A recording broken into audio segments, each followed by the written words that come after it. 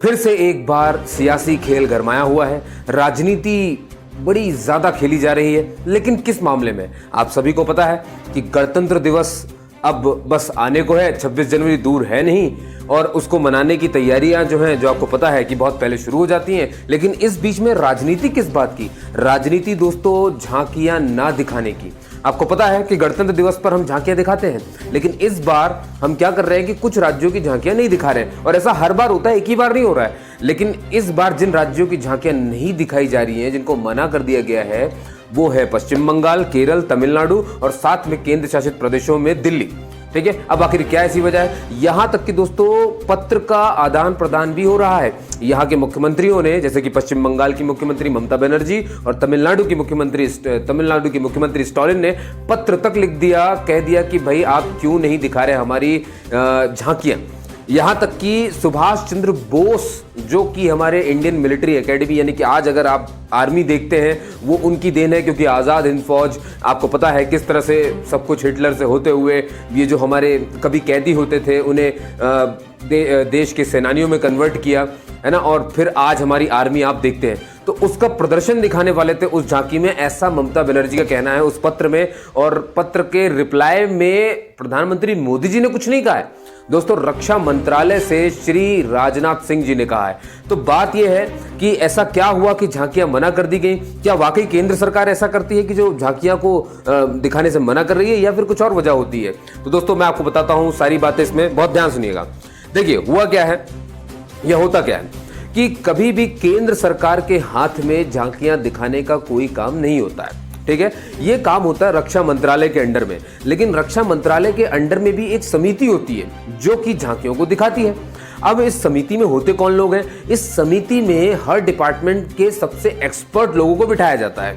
जैसे कि कुछ होंगे जो डांस में माहिर होंगे, जो डांस में एक माहिर होगा व्यक्ति, जो जानता होगा सारे राज्यों की नृत्य की कलाओं को, उसका मतलब माहिर, उसका एक्सपर्ट एक आदमी होगा जो उसमें बैठा होगा। ऐसे ही आपके नाट्य के ऊपर है, ऐसे ही पेंटिंग, ऐसे ही ड्राइंग, ऐसे ही संस्कृति, ऐसे ही ड्रेसिंग को लेकर के, समझ गए आप सभी? तो इस तरह से होता है। आवेदन की प्रक्रिया कैसे होती है दोस्तों? सितंबर, है ना, मैं आपको बिल्कुल बता रहा हूं, ध्यान सुनिएगा। आने वाले गणतंत्र दिवस में सितंबर में ही एप्लीकेशन मंगा ली जाते हैं हर राज्य से और केंद्र शासित प्रदेशों से, और मंत्रालयों और विभागों से भी। बिल्कुल हाँ दोस्तों, मंत्रालय और विभागों की भी झांकियां लगती हैं वहां पर। ठीक है, तो इस तरह से टोटल इस बार जो आवेदन आए थे वो 56 थे, 56 थे। ठीक है, ये होने के बाद इनकी इमेजेस देखी जाती है। इसके बाद इनके 3D इमेजेस मंगाई जाती है कि भैया हमें आप 3D इमेजेस भी ला के दे दीजिए। 3D इमेजेस जरूर होती है ताकि हम उसको देख सके। तो 3D में उसे कन्वर्ट कराया जाता है। फिर ये देखा जाता है, परखा जाता है कि क्या जो झांकी दिखाई जा रही है वो उसी राज्य के संस्कृति से जुड़ाव होती है कि नहीं होती है ना। मतलब आपने जो ड्रेस पहनी है, क्या वो ड्रेस आपकी संस्कृति को दिखाती है, उसी राज्य के कला को दिखाती है ना। तो मतलब ऐसा कुछ वो जज करते हैं उस झांकी में। और अगर ऐसा कुछ नहीं मिलता है तो सुझाव भी देते हैं। कई बार ऐसी चीजें होती हैं, और अगर फिर भी लगे कि नहीं यार ये चीजें नहीं है ना, ये चीजें निकल के नहीं आई है, तो वो फिर उस झांकी को मना कर देते हैं। तो क्या आपकी समझ में आया कि मना करने का झांकियों काम किसके होता है? ये होता है समिति का, जो कि पारदर्शिता से काम करती है। उसका कोई लेना देना नहीं होता कि केंद्र सरकार और राज्य सरकार के बीच में कौन सी झड़प चल रही है। लेकिन आपने देखा कि किस तरह से ममता बनर्जी ने इसे सियासी रूप देने की कोशिश की, सुभाष चंद्र बोस जी के ऊपर राजनीति खेलने की कोशिश की। अब मैं आपको बताता हूं कि इन्होंने इस पत्र में यही लिखा, ममता बनर्जी ने और स्टालिन ने भी। ठीक है, ममता बनर्जी ने लिखा कि हम तो सुभाष चंद्र बोस जी की, जो कि उनकी अभी 23 जनवरी को उनका जन्म हुआ था, और ये जो जन्म है उनका 23 जनवरी 2022 को, ये 125वीं जयंती होने वाली थी। तो ममता बनर्जी का ये कहना है उस पत्र में कि 125वीं जयंती में हम चाहते थे कि सुभाष चंद्र बोस जी का हम सफर दिखाएं, उनके द्वारा कैसे बनाई गई इंडियन मिलिट्री एकेडमी, और फिर इंडियन मिलिट्री एकेडमी ने किस तरह से शौर्य हासिल किया बाद में। तो ये एक पूरी झांकी थी, ये पूरा एक मैसेज जाता, और स्वतंत्रता सेनानी रहे हैं वो, पूरे देश उनको जानता है, मानता है, सबके आइडल हैं। ऐसी बातें उन्होंने कही। बदले में राजनाथ सिंह ने उस पत्र में लिखा, रिप्लाई जब दिया, उन्होंने कहा कि पहली बात तो ये कि इस पर सियासी खेल मत खेलिए। ये मत कहिए कि मोदी जी जो हैं वो सुभाष चंद्र बोस जी में नहीं मानते या उनके द्वारा किए गए कार्यों को नहीं मानते। आपको उन्होंने पहली जो लाइन लिखी, आप सुन के हैरान हो जाएंगे। पहली लाइन क्या लिखी इस पत्र में? आप देखेंगे कि पहले ही जो गणतंत्र दिवस मनाए जाते थे, आज से पहले दोस्तों, अब जब भी मने हैं तो 24 जनवरी से स्टार्ट होती थी उसकी चीजें, है ना। 24 जनवरी से हम उसको स्टार्ट करते थे। अब ये पहले साल है दोस्तों, ये पहली बार है जब गणतंत्र दिवस को हम मनाना शुरू कर रहे हैं 23 जनवरी से। समझ गए आप सभी। 23 जनवरी से परेड वगैरह जो होती है वो 26 जनवरी को होती है, लेकिन 23 जनवरी से हम मना रहे हैं। अब 23 जनवरी से क्यों मना रहे हैं पहली बार हम? क्योंकि 23 जनवरी को जन्म हुआ था किसका? सुभाष चंद्र बोस जी का, ठीक है। और ये उनकी 125वीं जयंती है। और इतना ही नहीं दोस्तों, 23 जनवरी को मोदी जी ने पराक्रम दिवस के रूप में मनाने का भी फैसला किया है।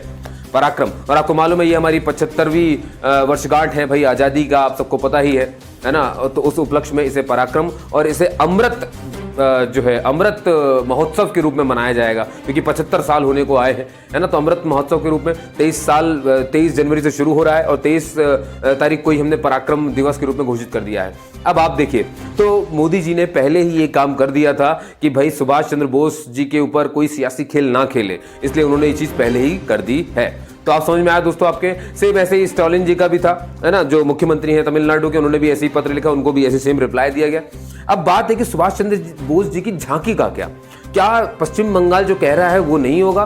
तो आपको मैं बता दूं कि मोदी जी ने ये पहले ही तय कर लिया है कि उन्होंने कहा है, या जो समिति है रक्षा मंत्रालय के अंदर में जो समिति आती है उसने ये कहा है कि एक झांकी है जो सुभाष चंद्र बोस जी को चित्रित कर रही है ना। ऑलरेडी एक झांकी है, ठीक है। देखिए, ये जो समिति होती है ये यूनिक चुनती है। ऐसा नहीं है कि सुभाष चंद्र बोस जी पर किसी का कॉपीराइट है तो किसी ने पहले बना लिया तो उसी को चुना जाएगा, नहीं। ये देखते हैं कि क्या उसमें क्रिएटिविटी है, क्या उसमें संस्कृति का जुड़ाव है, क्या उसमें भारत का जुड़ाव है, क्या उससे मानसिक तौर पर फर्क पड़ेगा। जो व्यूअर्स उसे देख रहे होंगे, जो परेड देखेंगे, जो झांके देखेंगे, उनको क्या मैसेज मिलेगा, आप क्या मैसेज देना चाहते हो, ये सब समिति सोचती है। और जब वो सोच लेती है कि इससे बहुत अच्छा मैसेज जाएगा तभी ऐसा होगा। और रही बात पश्चिम बंगाल की झांकी की, जो कि सुभाष चंद्र बोस जी के ऊपर बनने वाली थी, उसको दोस्तों 5 बार रिव्यू किया गया है, ऐसा राजनाथ सिंह जी ने कहा, ठीक है। उसके बाद ही उसे रिजेक्ट किया गया है। तो कहने का मतलब यह है कि इसमें सियासी खेल कुछ नहीं था। सियासी खेल जानबूझ के किए जाते हैं, केंद्र सरकार के ऊपर जानबूझकर वार किया जा रहा है इस मामले में। तो मेरे ख्याल से आपको ये चीज समझ में आई होगी। हर जगह ऐसा नहीं होता दोस्तों, कहीं कहीं हो सकता है गलत, लेकिन हर जगह ऐसा बिल्कुल नहीं होता। और मेरे ख्याल से इन चीजों पे सुभाष चंद्र बोस जी पर राजनीति खेलना मेरे ख्याल से ठीक नहीं है ना, क्योंकि वो सभी के आइडल है। पार्टी से विपरीत, पार्टी से बिल्कुल हट करके, राजनीति से बिल्कुल हट करके, तो यहाँ पर डिवाइड एंड रूल नहीं खेलना चाहिए किसी बहुत बड़े सेनानी के ऊपर। तो मैं तो इसे गलत मानता हूँ। आप ही कह रहे हैं, आप मुझे जरूर बताएंगे। आपने मुझे सुना, उसके लिए बहुत बहुत धन्यवाद। इस चैनल पर बने रहिए दोस्तों, क्योंकि इस चैनल पर मैं आपको बहुत तरह की जानकारी देता हूँ, एडमिट कार्ड से लेकर के नोटिफिकेशन कब जारी हुआ से लेकर के लास्ट डेट तक की, ठीक है। तो हर तरह की जानकारी आपको मुझे इस चैनल पे प्राप्त होती है। तो आपने मुझे सुना, उसके लिए बहुत बहुत धन्यवाद दोस्तों। जय हिंद, जय भारत।